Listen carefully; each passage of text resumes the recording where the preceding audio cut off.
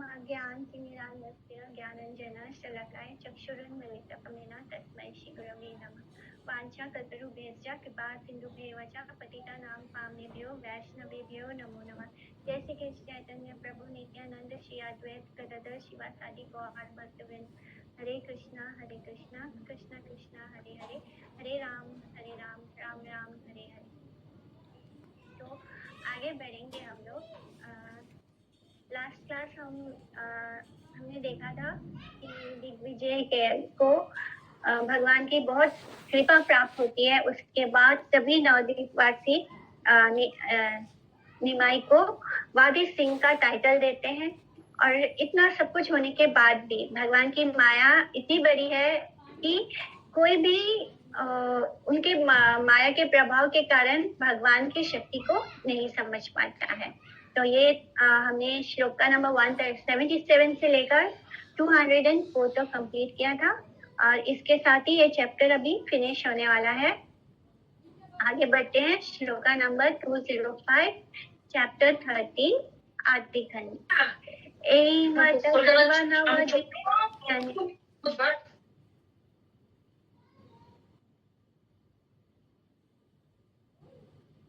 मत सर्व नवद्वीपे सर्वजने प्रभु रसत कीर्ति सबे घोषे सर्वगणे। तो इस प्रकार समस्त नवद्वीप में सर्वजन सभी लोग सब समय सर्वश्रण प्रभु की सत्कीर्ति की घोषणा करने लगे। तो इस तरह सब जगह बस निमाई की ही बातें होने लगी। भागवत गौर लीला दर्शन सौभाग्यवान नवद्वीप वासियों के चरणों में एकांत गौर भक्त ग्रंथकार यानी ठाकुर महाशय की प्रणति प्रणाम। नवद्वीप वासी चरणे नमस्कार, ऐसा कल लीला देखी वारे शक्ति यार। तो इन नवद्वीप वासियों के चरणों में मेरा नमस्कार है, जिनको इन समस्त लीलाओं के देखने का सौभाग्य उपलब्ध हुआ है। तो इस तरह वृंदावन दास ठाकुर बता रहे हैं कि वो इन सब नवद्वीप वासियों के चरणों में नमस्कार कर रहे हैं। क्यों? क्योंकि उन सब का ये सौभाग्य था कि उन्होंने श्री महाप्रभु की जो लीला है उसको साक्षात देखा, उसका दर्शन किया।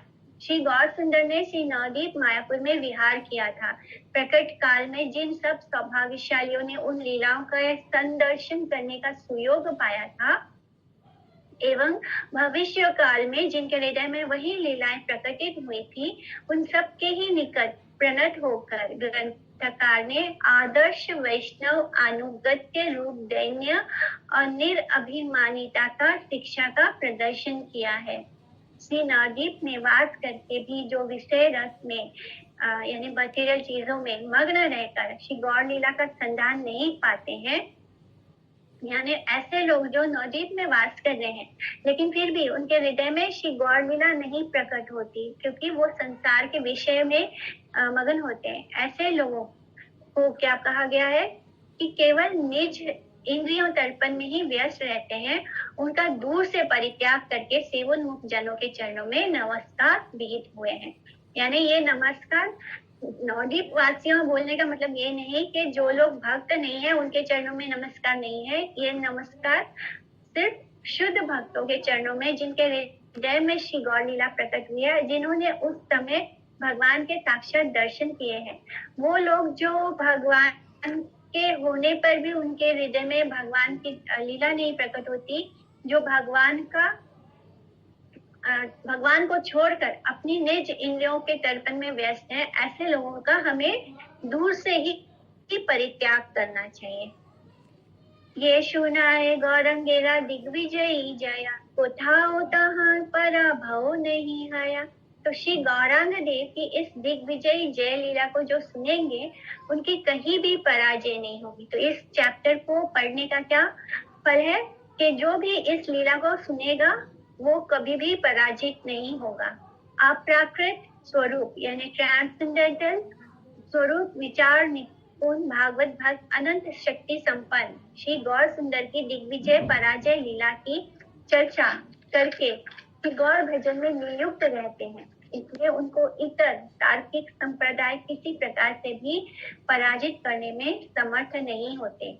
प्रापंचिक ज्ञान को दैन्य का संबल बनाकर जो सब व्यक्ति जड़ीय तर्क और उससे उत्पन्न प्रतिष्ठा का बहुमान करते हैं, यानी जिनके पास एजुकेशन तो है, जिन्होंने वेद तो पढ़ रखा है, लेकिन उसका इस्तेमाल सिर्फ अपना बुद्धि बल दिखाने में, प्रापंचिक ज्ञान दिखाने में करते हैं, और जड़ीय तर्क यानी मटेरियल लेवल पर उसका इस्तेमाल करते हैं, उससे उनका मान प्रतिष्ठा तो बहुत मिलता है, लेकिन उनकी भूमिका के नितांत निम्न स्तर पर अवस्थित होने के कारण सेवोन्मुख भक्त संप्रदाय उन सब भागवत विमुखों की अविद्या रूपिणी जड़ विद्या प्रतिभा की फाल्गुता सहज में ही जान सकते हैं एवं विद्वत रूढ़ी वृत्ति के सहयोग से विद्या वधु जीवन गौर सुंदर की निगूढ़ विद्या विलास लीलाओं का श्रवण करके गौर भजन में और अधिक उत्साह विशिष्ट होते हैं। तो जो शुद्ध भक्त होते हैं वो दूर से ही समझ जाते हैं कि ये जो विद्या का इनको सम्मान प्राप्त हो रहा है ये सब व्यर्थ है, ये सब फालतू है, और एक्चुअली में कौन सी विद्या हमारा धन है, वो है श्री गौर सुंदर की विद्या विलास लीलाओं का जो श्रवण करता है, जो गौर हरि का भजन करता है, यही हमारा असली ज्ञान है। विद्या रस गौरांगेरा अति मनोहर, इहा यही सुने तारा अनुचर, श्री कृष्ण चैतन्य नित्यानंद चांद जान, वृंदावन दास तछु पद युगे गान। तो इति श्री चैतन्य भागवते आदि खंडे दिग्विजयी पराजयो नाम त्रयोदश अध्याय। तो इस तरह ये चैप्टर यहाँ पे फिनिश होता है। 13 चैप्टर दिग्विजयी का पराजय हुआ है, और श्री गौर हरि अपने जीतते हैं। श्री गौरांग देव की विद्या रस क्रीड़ा और अति मनोहर है, जो कोई इसको सुनेगा वही उनका दास हो जाएगा। श्री कृष्ण चैतन्य और नित्यानंद चांद जिनके जीवन है, वे वृंदावन दास उनके युगल श्री चरणों में उनकी महिमा का गान करते हैं। इति गौड़ीय भाष्य त्रयोदश अध्याय। तो इस तरह हम आगे बढ़ेंगे 4th चैप्टर में, चतुर्दश अध्याय। तो इस तरह अब हमारे 14, 15, 16, 17 आदि लीला में अब हमारे 4 चैप्टर्स बचे हैं। उसके बाद हमारी आदि लीला खंड पूरा कंप्लीट होगा। तो हम इसका कथासार सुनेंगे।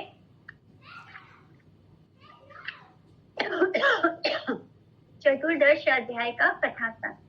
इस अध्याय में गृहस्थ लीला अभिनयकारी गौर नारायण की अतिथि सेवा, पूर्व बंग विजय, ग्रंथ रचना के समकालीन कुछ अनुकारणिक पाषंडी और राड देशवासी एक ब्रह्म दैत्य का अपराधमय व्यवहार, लक्ष्मी देवी का तिरोभाव, तपन मिश्रा द्वारा प्रभु से साध्य और साधन विषय परिप्रश्न, प्रभु का उत्तर, शिक्षा प्रदान, बंग देश से प्रभु का प्रत्यागमन आदि विषय वर्णित है। नवद्वीप के सभी बड़े बड़े श्रीमन एवं धर्म कर्म करने वाले निमाई पंडित को विशेष सम्मान देते थे। प्रभु गृहस्थ धर्म के आदर्श स्थापन के उद्देश्य से वित्त सात्य आदि यानी कृपणता आदि दोष को प्रशय न देकर दीन दुखियों पर दया करते थे। श्री मायापुर नवद्वीप स्थित प्रभु के घर अतिथियों का हमेशा सत्कार होता था। लोक शिक्षक प्रभु स्वयं दरिद्र गृहस्थ की लीला का अभिनय करते हुए भी प्रतिक्षण त्यागी वैष्णव सन्यासियों की सेवा के लिए अशेष यत्न करते थे। जब जब सची माता सन्यासियों की भिक्षा के उपयोगी पदार्थों का अभाव अनुभव करती, तब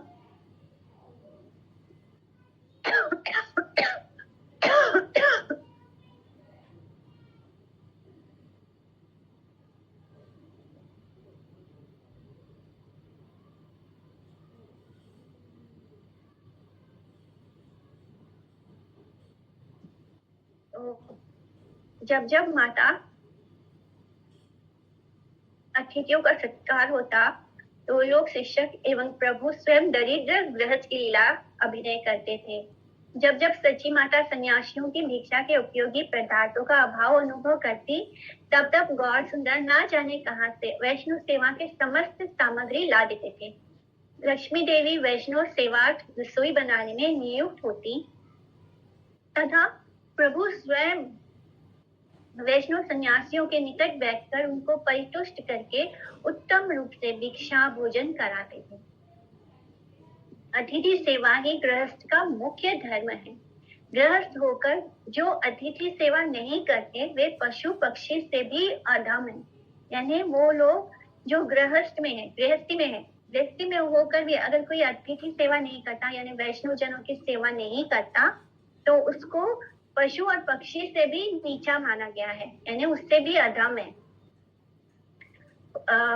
गौर हरि तो स्वयं भगवान है, लेकिन फिर भी वो एक गृहस्थ का लीला अभिनय कर रहे हैं ताकि वो दूसरों को शिक्षा दे सके कि एक गृहस्थ को कैसे रहना चाहिए।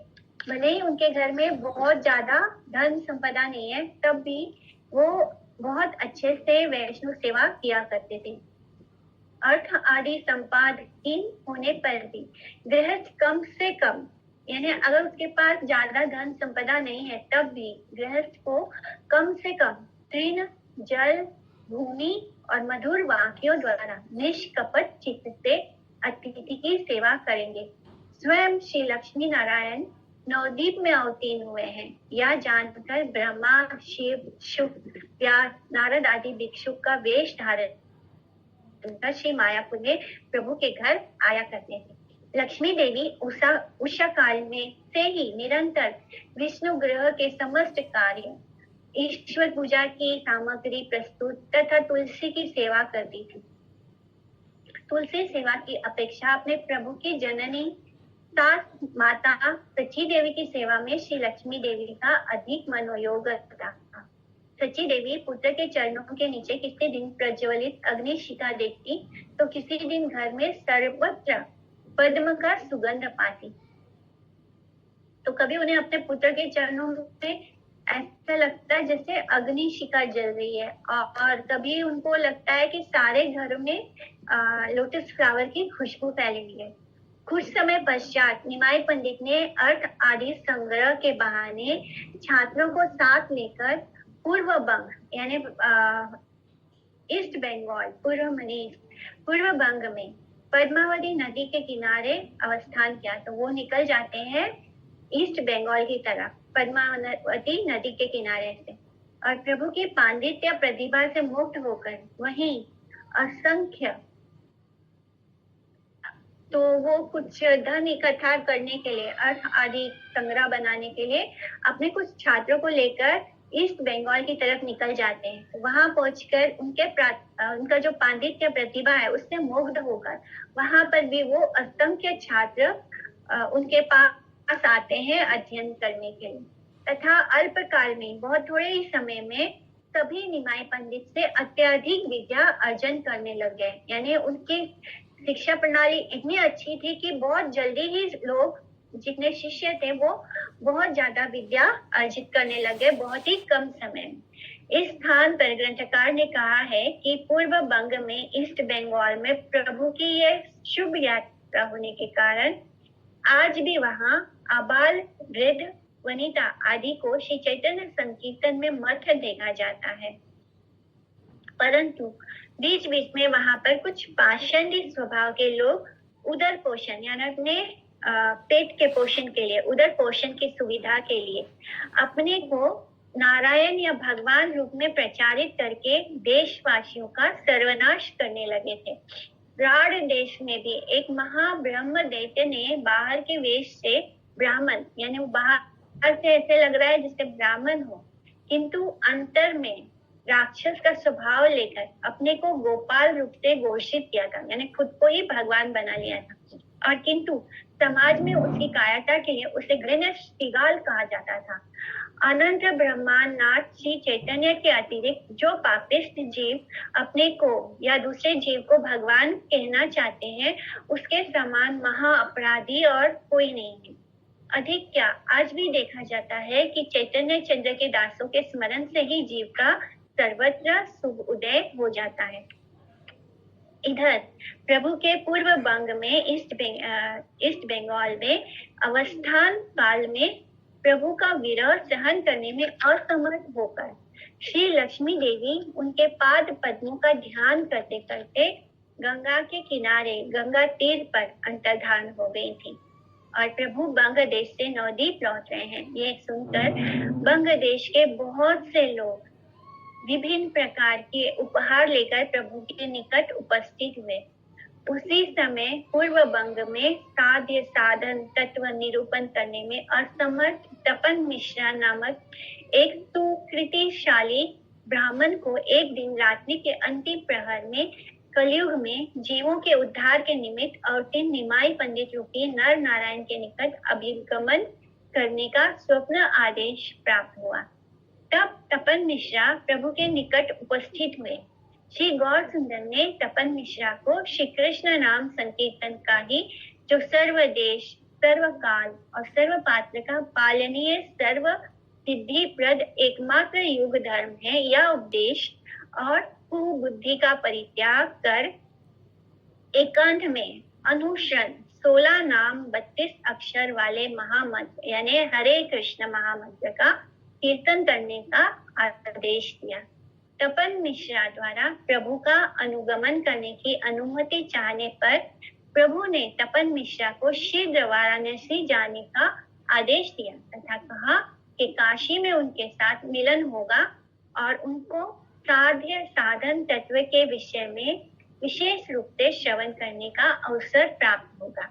उसके बाद तपन मिश्रा द्वारा प्रभु के समक्ष अपना पूर्व स्वप्न वृत्तांत कहने पर प्रभु ने मिश्र को स्वप्न के संबंध में किसी अन्य को बताने के लिए निषेध किया।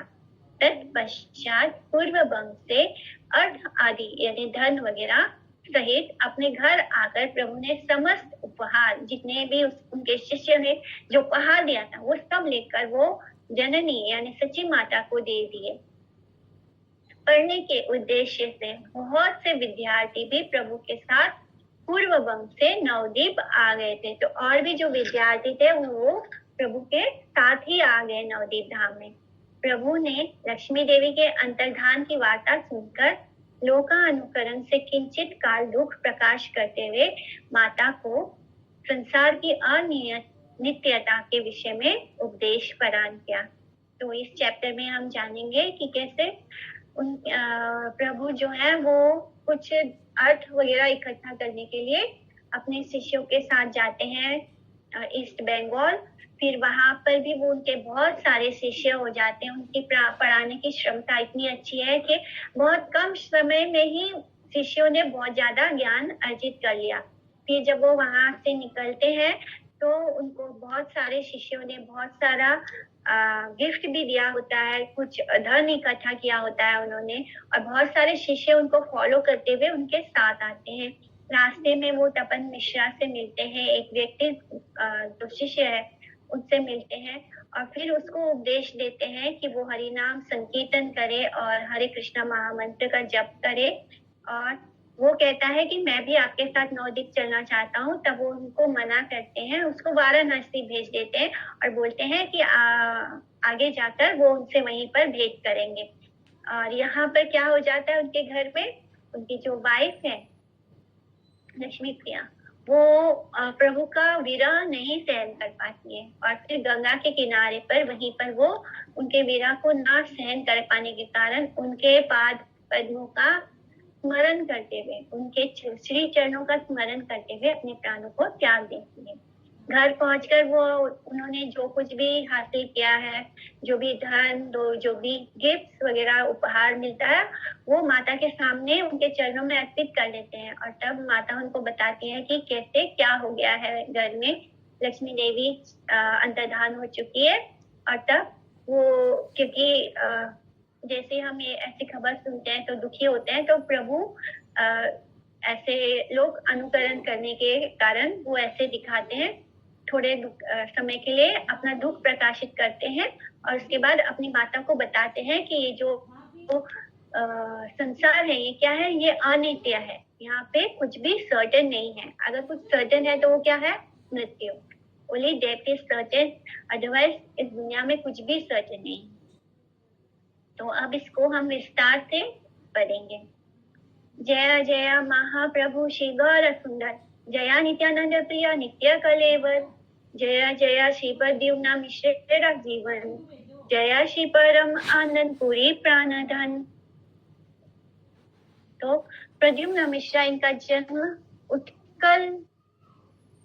उत्कल देश के विप्र कुल में हुआ था। ये आदर्श गृहस्थोचित पुण्यमय जीवन और धन्य संपदा युक्त उच्चतम सामाजिक मर्यादा से संपन्न थे। प्रभु ने इनको हरि और हरि भजन की सेवा में नियोग करके जीवन सफल और सार्थक करने के निमित्त नीलांचल के अशोक विप्र कुल में अवतीर्ण कृष्ण भक्ति रस शिक्षक चूड़ामणि महाभागवत वर वैष्णव आचार्य शिला राय रामानंद के निकट भेजा एवं इन्होंने भी शिष्य के रूप में वैष्णव आचार्य के समीप कृष्ण कथा कीर्तन श्रवण करके प्रभु की अहेतुकी कृपा को प्राप्त किया था।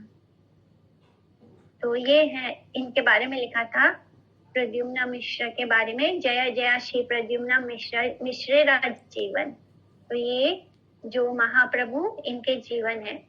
फिर श्री परमानंद पुरी कौन है? पुरी गोस्वामी या गोसाई।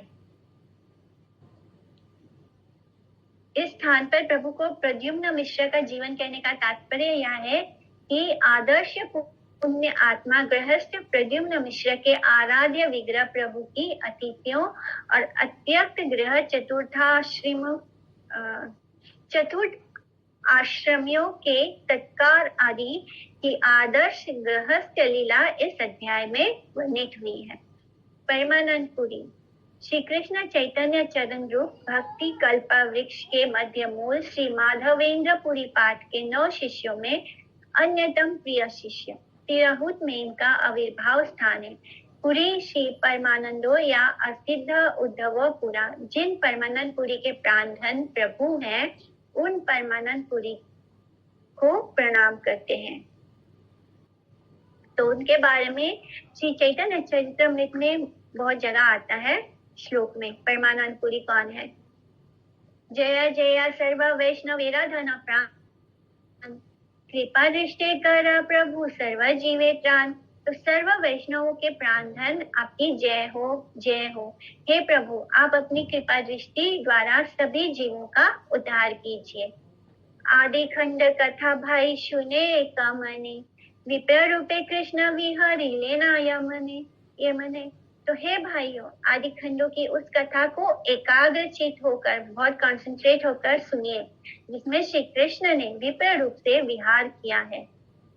हे नामते वैकुंठ नायक सर्वशन, विद्या रसे विहारे न लई शिष्य गणा। तो इस प्रकार श्री वैकुंठ नायक यानी कृष्ण सदैव शिष्यों को साथ लेकर विद्या रस में विहार करते थे। तो उस नवद्वीप में कृष्ण निमाई के रूप में श्री वैकुंठ नायक विद्या रस में विहार करते हैं अपने शिष्यों के साथ। सर्व नव द्वीपे प्रति नगरे नगरे, शिष्य गण संगे विद्या रसे क्रीड़ा करे। तो प्रभु संपूर्ण नवद्वीप में प्रत्येक नगर नगर में शिष्यों के साथ विद्या रस में क्रीड़ा करते थे। सर्व नव द्वीपे सर्वालोक हैला ध्वनि, निमाई पंडित अध्यापक शिरोमणि। तो संपूर्ण नवद्वीप में सभी लोगों के मुख से यही बात सुनने में आती थी कि निमाई पंडित अध्यापक शिरोमणि है, यानी जितने भी अध्यापक हैं नवद्वीप में, नवद्वीप क्या, उन्होंने तो उसको भी हरा दिया है। इसलिए जितने भी अध्यापक हैं उन सब में जो श्रेष्ठ है, सबसे ऊपर है, शिरोमणि है, वो कौन है? वो निमाई पंडित है। बड़ा बड़ा विषय सकला डोला है ते, नामिया करे ना नमस्कार बहुमते। तो सभी बड़े बड़े श्रीमंत लोग भी पालकी से उतरकर प्रभु का बहुत प्रकार से सम्मान करते थे। प्रभु देखी मात्र जन्मे साबारा साधवास, नवद्वीपे हे ना नहीं ना हयावश। तो प्रभु को देखने मात्र से ही सब मर्यादा देने के लिए तत्पर हो जाते थे। यानी जैसे ही प्रभु को देखते थे वैसे ही सब अपने उनको सम्मान देना चाहते थे। नवद्वीप में ऐसा कोई नहीं था जो प्रभु के वश में ना हो, यानी ऐसा कोई नहीं था जो प्रभु के उनके प्रति अट्रैक्ट ना हुआ हो या उनके वश में ना हुआ हो। नवद्वीपे यारायता धर्म कर्म करे, भोज्य वस्त्र अवश्य पाठाए प्रभु घरे। तो नवद्वीप में लोग जितना भी धर्म कर्म करते थे वे भोज्य वस्तुएं एवं वस्त्र आदि प्रभु के घर अवश्य भेजते थे। तो जैसे टीचर्स को गिफ्ट मिलते हैं, तो उस समय हिंदू समाज में श्रेष्ठ अध्यापक के प्रति सम्मान या मर्यादा प्रदान करने की पद्धति प्रबल रहने के कारण सभी लोग यानी जो गुरु होते हैं उनको सम्मान दिया जाता था बहुत ज्यादा। तो जो लोग हैं वो राजधानी नवद्वीप आकर पंडित कुल शिरोमणि निमाई पंडित के लिए चावल वस्त्र आदि उपहार रूप में भेजते थे। तो इस तरह जो श्रेष्ठ अध्यापक होते हैं उनको कोई ना कोई उपहार या गिफ्ट दिया जाता है, ऐसा उस समय प्रचलन था। तो उनको सम्मान देने के लिए वो सभी लोग कभी उनको भोज्य वस्तु यानी खाने पीने की वस्तुएं और वस्त्र आदि उपहार में भेजते थे। प्रभु से बारम वे ईश्वर व्याभार, दुखी तेरे नीरावधि देना पुरस्कार। दुखी रे देखिला प्रभु बड़ा दया करी, आना वस्त्र करी पाती देना कौर हरी। तो ईश्वरी स्वभाववश प्रभु भी बड़े खर्चीले थे, जो निरंतर दीन दुखियों को दान देते थे। दुखियों को देखकर प्रभु श्री गौर हरि अत्यंत दयापूर्वक उन्हें अन्न वस्त्र एवं कौड़ी पैसा देते थे। ब्राह्मण के स्वभाव में औदार्य और अब्राह्मण के स्वभाव में कृपणता विद्यमान रहती है। जो ब्राह्मण होता है वो औदार्य होता है, बहुत ही दया और कृपा करने वाला होता है, और जो अब्राह्मण होता है वो कृपणता होता है यानी कंजूस होता है। आदर्श उत्तम गृहस्थ की लीला प्रदर्शन के समय निमाई दुखी और अभावग्रस्त व्यक्तियों को अन्न वस्त्र एवं धन आदि दान किया करते थे। जिस तरह उनको सभी उपहार देते थे, उसी प्रकार निमाई भी बहुत दयालु थे। ईश्वरी स्वभाव यानी वैसे तो वो है ईश्वर, तो उनका स्वभाव बड़ा ही खर्चीला था और वो निरंतर दीन दुखियों को कुछ ना कुछ दान देते रहते थे। किसी को कोई उनके सामने अगर उसके पास कुछ नहीं है तो वो जरूर उनको दान देते थे अभावग्रस्त व्यक्तियों को। निरवधि अतिथि आई से प्रभु घरे, यारा ये ना योग्य प्रभु देना सभा करे। तो प्रभु के घर निरंतर आते ही रहते थे अतिथि। उनके योग्य जो वस्तु होती प्रभु ने वह वस्तु अति आदर सहित प्रदान करते थे। तो ये एक गृहस्थ का कैसे स्वभाव होना चाहिए उसको उदाहरण दे रहे हैं प्रभु।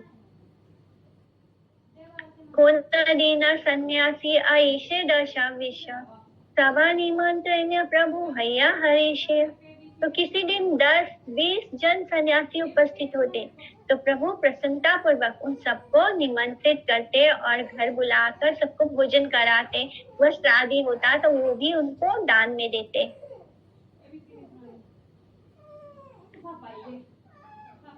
तो नवद्वीप में उच्च कुलोद्भूत गृहस्थ अधिवासी गण साधारण वर्ण आश्रम धर्म का पालन करते थे, इसलिए विभिन्न स्थानों से त्यक्त गृह सन्यासीगण आकर उनके घर आतिथ्य ग्रहण करते थे। अभी भी आप बंगाल में जाएंगे तो अभी भी बहुत गरीब छोटे छोटे घर में रहते हैं, लेकिन फिर भी जब वो वैष्णव को देखते हैं तो उनको आदर से घर बुलाते हैं, उनको भोजन कराते हैं। तो ये वैष्णव का स्वभाव होता है। और जो गृहस्थ वैष्णव होते हैं वो वैष्णव जनों पर सन्यासियों को जरूर अपने घर बुलाकर उनका आतिथ्य सत्कार करते हैं।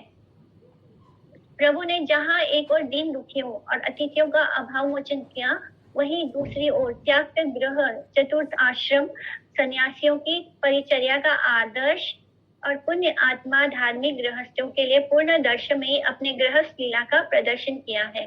प्रत्येक धार्मिक सदगृहस्थ जो आश्रम धर्म का आदर करने में बाध्य हैं, उन्हें समझाने के लिए ही प्रभु पुण्य में गृहस्थ उचित धर्म का पूर्ण और सर्वोत्तम आदर्श दिखाकर सन्यासियों को भोजन आश्रय आदि प्रदान करते थे। गृहस्थियों के कल्याण के उद्देश्य से देशात्मरत त्यक्त ग्रह चतुर्थाश्मी यज्ञों को यथा योग्य भोजन और आश्रय प्रदान करना प्रत्येक वन आश्रम धर्म पालक गृहस्थ का एकमेव कर्तव्य है। जो गृहस्थ होते हैं वो बाकी के चारों जितने भी हमारे 4 वन आश्रम है उसमें से जो ब्राह्मण है, जो क्षत्रिय हैं, तो क्षत्रियों को टैक्स देना पड़ता है, जो ब्राह्मण होते हैं उनको दान देना पड़ता है, जो वैश्य आदि है। तो इस तरह गृहस्थ जो होते हैं वो चारों वर्ण आश्रम में होते हैं और उनका ये उनको जो होता है बाकी का जो ब्रह्मचारी होते हैं, जो वनवासी होते हैं, वन आश्रम में होते हैं और जो सन्यासी होते हैं, तो इन सब को किसको देखना होता है? गृहस्थ को देखना होता है। जो गृहस्थ में होते हैं वो बाकी के जो 3 आश्रम है वो इन गृहस्थियों पर आश्रित होते हैं। तो जो ब्रह्मचारी होते हैं वो भी गृहस्थ पे आश्रित होते हैं, जो वन में जाते हैं वो भी इन पे आश्रित होते हैं, जो सन्यासी होते हैं वो भी गृहस्थ पर ही आश्रित होते हैं। इसलिए जो गृहस्थ की जिम्मेदारी होती है वो सबसे ज्यादा होती है। तो यही चीज प्रभु सिखा रहे हैं। प्रभु पुण्य में गृहस्थ उचित धर्म का पूर्ण और सर्वोत्तम आदर्श दिखाकर सन्यासियों को भोजन आश्रय आदि प्रदान करते थे। गृहस्थियों के कल्याण के उद्देश्य से वो सभी को यथा योग्य भोज्य आश्रय प्रदान करना वन आश्रम धर्म पालक गृहस्थ का एकमेव कर्तव्य है। काल के प्रभाव से हिंसावश गृह वृत्तियों द्वारा चतुर्थ आश्रमों को उनके यथार्थ प्राप्त से वंचित करने के कारण प्राकृत आश्रम धर्म क्रमशः शिथिल और विकृत हो गया है। तो आजकल तो इसको नहीं फॉलो किया जाता, खास करके आजकल गृहस्थ लोग तो उनको लगता है कि हमें अपना परिवार देखना है, तो वो किसी और आश्रम के बारे में नहीं सोचते हैं। तो यही लिखा है कि अभी जो प्राकृत यानी मटेरियल आश्रम धर्म क्रमश शिथिल हो गया है, खत्म हो गया है और विकृत हो गया है, यानी उसका रूप बदल गया है। यहाँ तक कि कोई के गृहस्थ इस प्रकार भी विचार करते हैं कि गृहस्थ हितैषी सन्यासी और गृहस्थ आश्रम से उनका यथार्थ प्राप्य भिक्षा से वंचित करना ही उनका परम धन है। यानी जैसे ही वो सन्यासियों को देखते हैं तो वो ऐसे सन्यासियों को दूर से ही नमस्कार, यानी वो नहीं चाहते कि उनकी सेवा क्या, वो उनको दूर से ही भगा देना चाहते हैं। तो उनको भिक्षा से वंचित करना उनका परम धर्म हो गया है। संपन्न संचयी और धनी गृहस्थ की लीला ना दिखाने पर भी प्रभु जो है इस वक्त वो संपन्न नहीं है और धनी गृहस्थ भी नहीं है, तब भी प्रभु गृहस्थियों को सन्यासियों का सत्कार करने की शिक्षा देने के लिए अपने घर 10-20 सन्यासियों को बीच बीच में निमंत्रित करके भोजन कराते थे। शने कही पाथा ये न जनानी रे, खुड़ी सन्यासीरा भिक्षा झाट करी वारे। तब प्रभु उसी क्षण माता को कहला भेजते कि 20 सन्यासियों के भोजन की शीघ्र व्यवस्था करें। घरे की छुनाई आई कि चिंते मने मने, खुड़ी सन्यासीरा भिक्षा हवे के मने।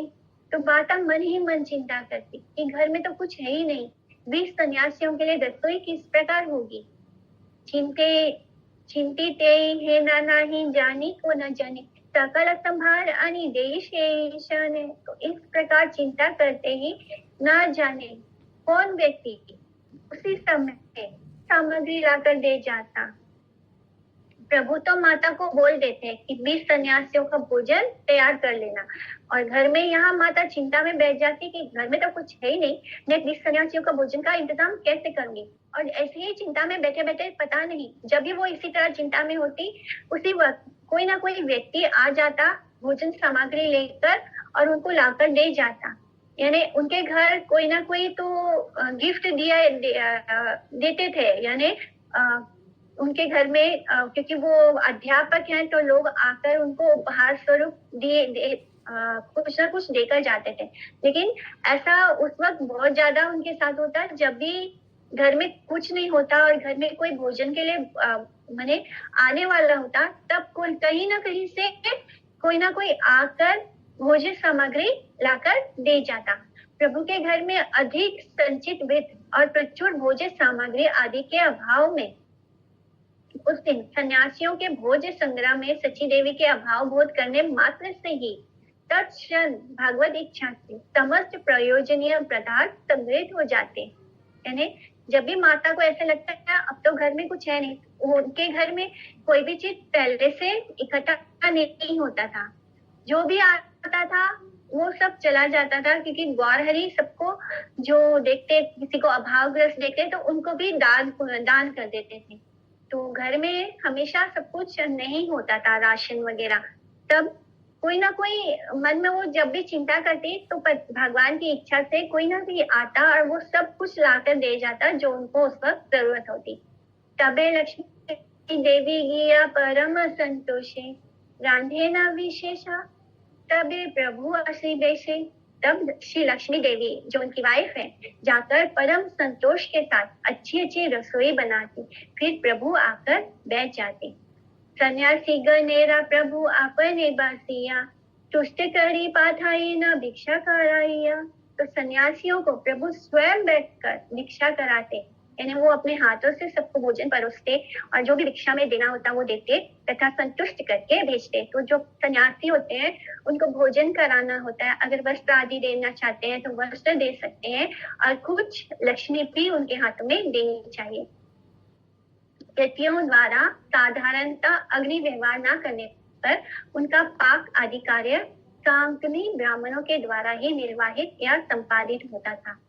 निराग्निक संप्रदाय के यति साग्निक विप्रत के घर में पकाया अन्न आदि ग्रहण कर सकते हैं।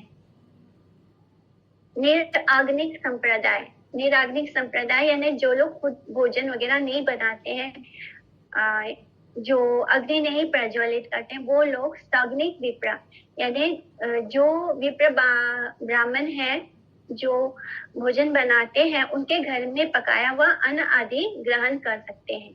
प्रत्येक ब्राह्मण के घर एक विष्णु मंदिर होता था और एवं सन्यासी भी विष्णु के लिए पकाए अन्न समूह का ही सेवन करते थे। जो भगवान के लिए भोग बनता था उसी प्रसादी को वो ग्रहण करते थे जो सन्यासी आते थे। विप्र को छोड़कर किसी दूसरे के घर में विष्णु नैवेद्य के अतिरिक्त दूसरे देवता के नैवेद्य में अमेध्य आदि पदार्थ रहने की संभावना के कारण परिव्राजक यतियों द्वारा ब्राह्मण को छोड़कर किसी दूसरे के घर भिक्षा करने की रीति नहीं थी। तो ये जो सन्यासी होते हैं इनको क्या बोला जाता है? निरग्निक संप्रदाय, यानी वो जो घूमते हैं और जो भी प्राप्त हो तो उसको ग्रहण करते हैं भिक्षा में। तो निरग्निक यानी वो जो अग्नि का प्रज्वलित नहीं करते हैं, जो भोजन नहीं पकाते हैं।